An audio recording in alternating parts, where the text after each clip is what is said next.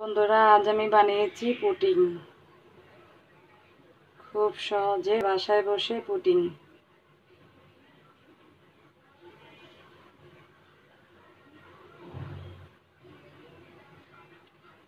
আজ আমি পুডিং বানাবো। এজন্য আমি 1 কাপ গুঁড়ো দুধ দিয়ে লিকুইড বানিয়ে নিয়েছি জাল দিয়ে। আর আমি ক্যারামেল বানানোর জন্য বাটিতে চিনি নিয়েছি। এবার চুলোয় চলে যাব।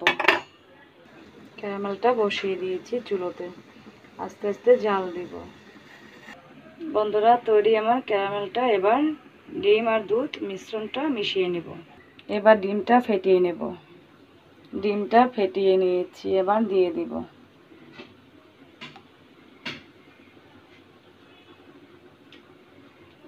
আগে অল্প একটু রেখে নিলাম, মিশিয়ে দেখব।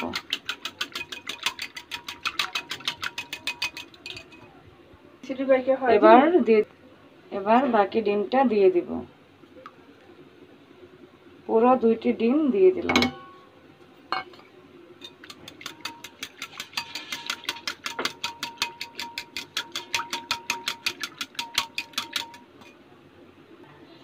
এলাইচের কয়েকটি বিচি দিয়ে দিলাম, তাহলে আর দুধের আর ডিমের যে একটা ঘ্রাণ আছে ওটা আসবে না। এবার চিনি দিয়ে দিলাম।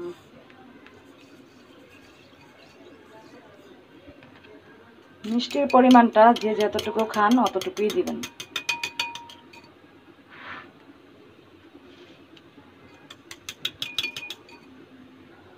ফেটানো আমার হয়ে গেছে সবকিছু, এবার দিয়ে দিব। পুরোটা ঢেলে দিয়ে দিলাম। এবার গরম পানি বসিয়েছি, চলে যাব চুলোতে। আর বাটিটা আমি ঢেকে দিব। চুলোতে আমি গরম পানি বসিয়েছি, এভাবে করে এখানে বসিয়ে দিব। দেখেন বসিয়ে দিয়েছি, এবার ঢেকে দিব। 5 থেকে 10 মিনিটের মতো ঢেকে দিব।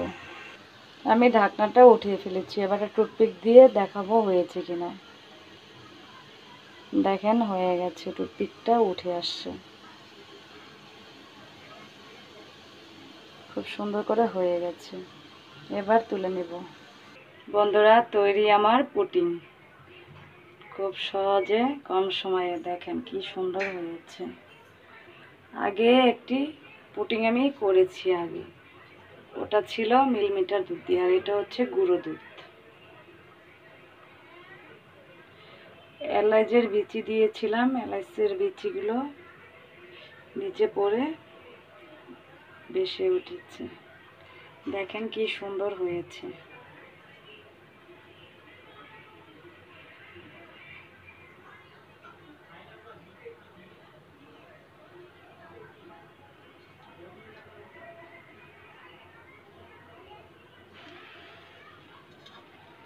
দেখেন কি সুন্দর হয়েছে পুডিংটা।